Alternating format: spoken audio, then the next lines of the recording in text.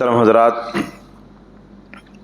ماہ رمضان کا آج ہم سب پہلا روزہ رکھے ہیں، پہلی سحری ادا کیے ہیں۔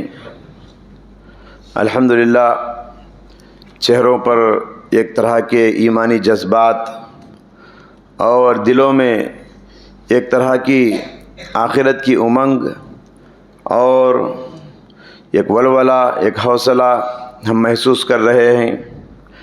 دعا ہے کہ اللہ تعالیٰ یہی جذبہ بندگی، یہی اللہ رسول کی اطاعت کا جذبہ تا دم حیات ہمارے دلوں میں موجزن ہونے کی توفیق عطا فرمائے۔ چھوٹے چھوٹے بچے بھی صبح سویرے اپنے والد کے ساتھ مسجد کو آئے ہیں، بڑی خوشی ہوتی ہے۔ آج کے بچے کل کے بڑے ہوتے ہیں، ان کو آج ہی سے ایسی تربیت کرنا چاہیے، ان کو بتانا چاہیے کہ اللہ کے لیے کھونا سیکھیے، اللہ کے لیے قربانی دینا سیکھیے، اللہ کے لیے تکلیف اٹھانا سیکھیے، اللہ کے لیے روزہ رکھ کر بھوک پیاس سے تڑپنا سیکھیے، اللہ کے لیے مشکل اٹھانا سیکھیے۔ یہ تربیت آپ لوگ جو بچوں کو دے رہے ہیں یہ بہت ہی قابل ستائش ہے، ایسا ہونا چاہیے۔ ماہ رمضان میں ماشاءاللہ بڑے تو بڑے، چھوٹے چھوٹے بچوں کے اندر بھی ایسا جذبہ ہوتا ہے کہ وہ اپنی ماں سے لڑتے ہیں، مجھے سحری کے لیے جگانا، اگر نہیں جگاؤ گی تو ہم ناشتہ نہیں کریں گے، ایسے ہی روزہ شام تک رہ جائیں گے۔ تو ننھے منھے معصوموں کے اندر، جن کی عمر مشکل سے 7، 8، 9 سال کی ہوگی، لیکن ایمانی یہ جذبہ ان کے اندر بڑا اچھا لگتا ہے۔ جو بچے روزہ رکھنا چاہتے ہیں ان کو رکھائیے، اور جو بچے نہیں رکھنا چاہتے ہیں ان کو سمجھائیے۔ ان کو بچپن سے اگر آپ تربیت نہیں کریں گے تو بڑے ہونے کے بعد ہاتھ سے نکل جائیں گے۔ اب پچھتائے کیا ہو جب چڑیا چوگ گئی، کھیت کا معاملہ ہو جائے گا۔ تو لہٰذا چھوٹے چھوٹے بچوں سے ہی رمضان کی خوشیاں ہیں، لہٰذا ان خوشیوں میں ان کو بھی ساتھ لیتے ہوئے آئیے۔ محترم حضرات، زندگی میں ایک ماہ رمضان کو پا لینا کتنی بڑی سعادت ہے آپ جانتے ہیں؟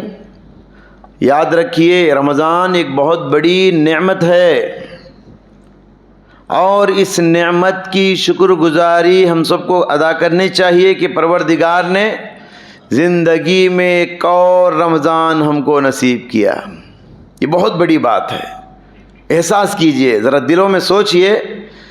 گزشتہ سال ہمارے کتنے بھائی بہنیں ہمارے ساتھ تھے، آج ہیں کیا؟ آج وہ قبرستان میں ہیں، وہ ہمارے درمیان آج نہیں ہیں، وہ روزہ نہیں رکھ سکتے، رمضان کی سعادتوں سے محروم ہو چکے۔ رب العالمین نے مجھے اور آپ کو یہ توفیق دیا کہ دوبارہ ایک اور رمضان ہم کو نصیب ہوا ہے۔ اسی پیرائے میں، روزے اور رمضان کے پیرائے میں، اللہ تعالیٰ نے قرآن سورہ بقرہ میں ارشاد فرمایا، وَلِتُكْمِلُوا الْعِدَّةَ وَلِتُكَبِّرُوا اللَّهَ عَلَى مَا هَدَاكُمْ وَلَعَلَّكُمْ تَشْكُرُونَ۔ رمضان کی 30، 29 کی گنتی پوری کر لو اور اللہ کا شکریہ ادا کرو، شکر گزار بندے بن جاؤ۔ تو رمضان کو پانا یہ نعمت ہے، اس پر ہم کو اللہ کا بے انتہا شکریہ ادا کرنا چاہیے۔ اور رمضان، زندگی میں ایک رمضان کو پانا کتنی بڑی خوش نصیبی ہے، میں ایک طویل حدیث کے ذریعے سے آپ کو سمجھانے کی کوشش کروں گا۔ ابن ماجہ کی حدیث ہے، شیخ البانی رحمۃ اللہ علیہ نے اس حدیث کو صحیح کہا ہے۔ حضرت طلحہ بن عبید اللہ رضی اللہ تعالیٰ عنہ، ایک صحابی، بیان کرتے ہیں، اللہ کے نبی کے زمانے میں 2 ساتھی جو یہودی تھے ایک ساتھ اسلام قبول کیے، ایک ساتھ دونوں یہودی مسلمان ہوئے۔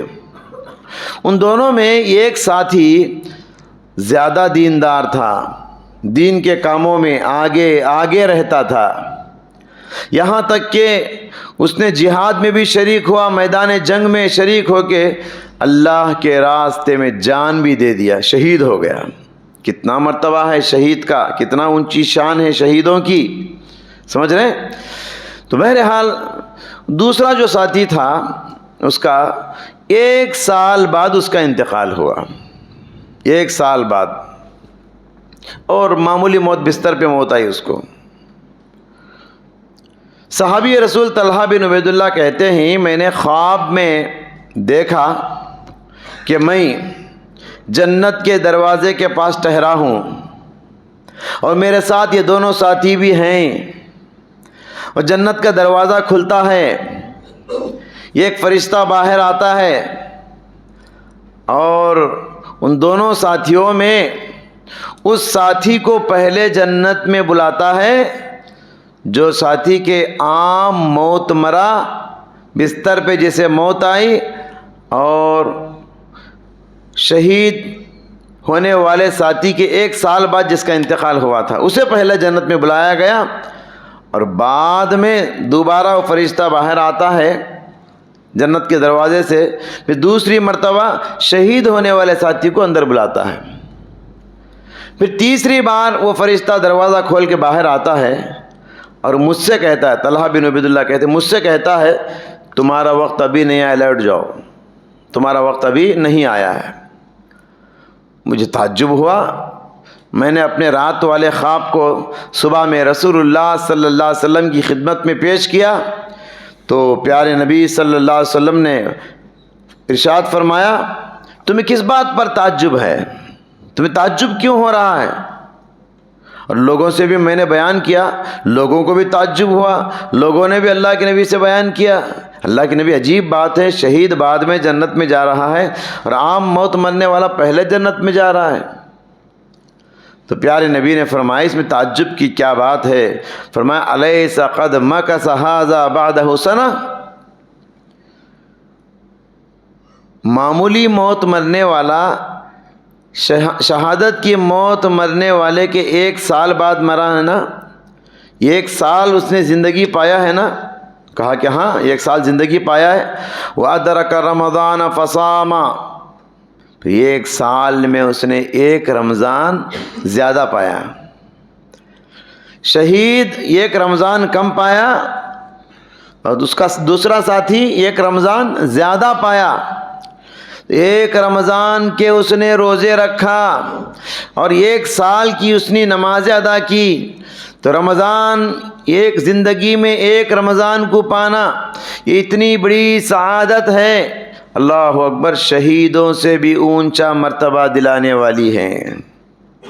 رمضان زندگی میں 1 رمضان کو پانا اتنی بڑی سعادت اور خوش نصیبی ہے، شہیدوں سے اونچا مرتبہ آپ کا ہو جائے گا۔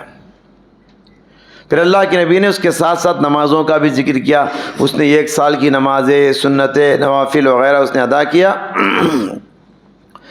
قال رسول اللہ صلی اللہ علیہ وسلم فما بینہما ابعد مما بین السماء والارض، یہی وجہ ہے ان دونوں ساتھیوں میں زمین و آسمان کے برابر جنت میں فرق ہو گیا۔ شہید اور 1 رمضان زیادہ پانے والا، دونوں میں کتنا فرق ہے؟ زمین و آسمان میں جتنا فرق ہے، تو 1 رمضان کو زیادہ پانے والا شہید سے اتنا اونچا مرتبہ حاصل کر لیا۔ تو لہٰذا 1 رمضان کو ہم پائے ہیں تو یہ اللہ کی بہت بڑی نعمت سمجھیے اور اس سے فائدہ اٹھائیے۔ اللہ کے نبی صلی اللہ علیہ وسلم نے ارشاد فرمایا رغم انف عبد دخل علیہ رمضان لم یغفر لہ، جبریل علیہ السلام نے بد دعا دی، کہا وہ آدمی خاک آلود ہو جائے، اس بندے کی ناک خاک آلود ہو، ذلیل ہو جائے، وہ بندہ نامراد اور ناکام ہو جائے جو رمضان کو پایا اور اپنے گناہوں کی بخشش نہ کروایا۔ رمضان کو پا کر بھی اپنے گناہوں کی بخشش نہ کروائے تو اس سے بڑی بدنصیبی کیا ہے؟ مطلب یہ ہے کہ رمضان سے فائدہ نہیں اٹھایا، نہ تراویح پڑھا، نہ قرآن پڑھا، نہ صدقہ کیا، نہ روزے رکھا، کچھ نہیں، ایسے ہی رمضان یوں گزار دیا جیسے 11 مہینے گزارے جاتے ہیں۔ تو یہ آدمی سب سے بدنصیب آدمی ہے۔